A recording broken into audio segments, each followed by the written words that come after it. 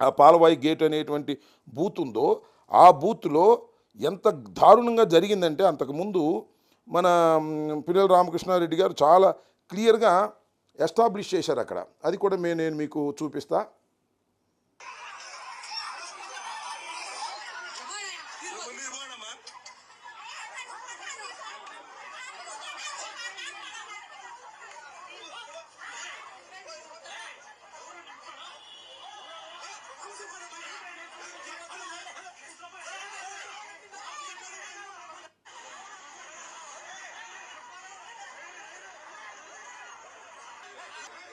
చూశారు కదా, అదే పోలింగ్ బూత్లో ఎంత దారుణంగా ఓటర్లు ఎవరైతే ఓటర్లు ఉన్నారో వైఎస్ఆర్ కాంగ్రెస్ పార్టీకి చెందిన వారని భావిస్తున్నటువంటి ఓటర్లు ఆ బూత్లోకి వెళ్ళి స్వేచ్ఛగా ఓటేస్తే ఒప్పుకోనటువంటి పరిస్థితి.